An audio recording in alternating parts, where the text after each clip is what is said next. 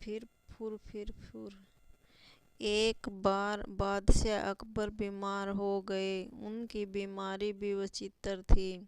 व्रत उपाय करने पर भी उन्हें नींद नहीं आती थी। वैद्य और हकीम भी उपचार करते करते थक गए थे।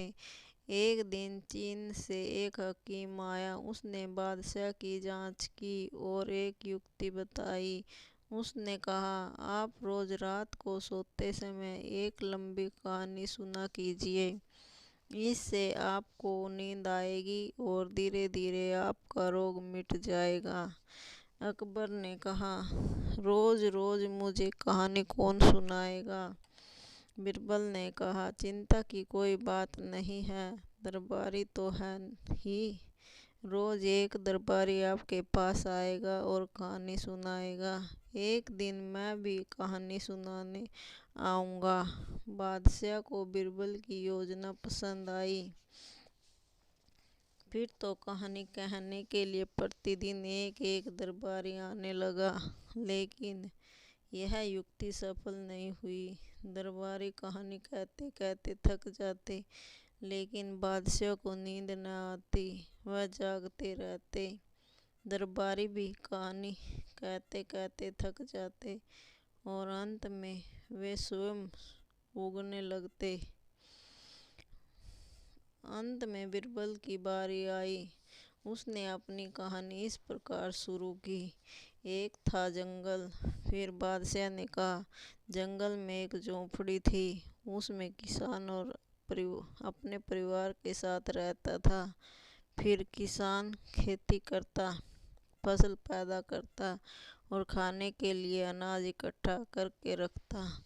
फिर पक्षी उसकी झोंपड़ी में घुस जाते और एक एक दाना लेकर उड़ जाते। फिर बिरबल ने सोचा, इस फिर का कोई उपाय करना पड़ेगा। बिरबल ने कहा, किसान मिट्टी का एक बर्तन ले आया।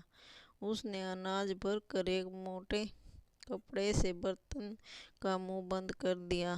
फिर पक्षी झोंपड़ी में जाते, परंतु उन्हें दाने न मिलते। फिर इस झोंपड़ी में एक चूहा रहता था।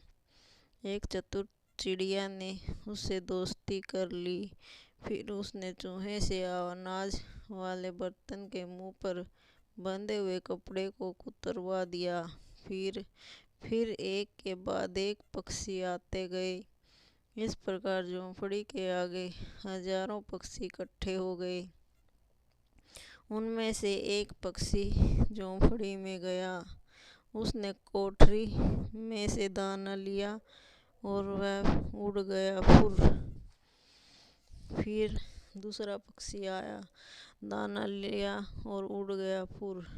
फिर तीसरा पक्षी आया, दाना लिया और उड़ गया फुर। फिर चौथा पक्षी आया, दाना लिया और उड़ गया फुर। फिर पांचवा, छठा, सातवां, आठवां, नौवां पक्षी आया, दाना लिया और उड़ गया फुर। बिरबल की फुर फुर से बादशाह पूरी तरह उब गए। उन्होंने कहा, अब कितने पक्षी उड़ने बाकी हैं? बिरबल ने कहा, जापना, अभी तो 9 ही उड़े हैं। एक एक करके हजारों पक्षियों को उड़ने में देर तो लगती है ना। अकबर ने जमाई लेते हुए कहा, अब बाकी पक्षियों को तुम कल उड़ाना। आज तो मुझे नींद आ रही है। करवट बदलकर बादशाह ऊँघने लगे। बिरबल अपने घर चले गए। दूसरे दिन अकबर ने कहा, बिरबल, तुम्हारी कहानी में मुझे बड़ा मज़ा आया। मुझे अच्छी नींद आई। बिरबल ने कहा, फिर? बादशाह बोले, फुर। हम दोनों हंस पड़े। शिक्षा। कुछ लोगों को जब तक दर्पण न दिखाया जाए तब तक उन्हें समझ नहीं आता कि वे क्या कर रहे हैं।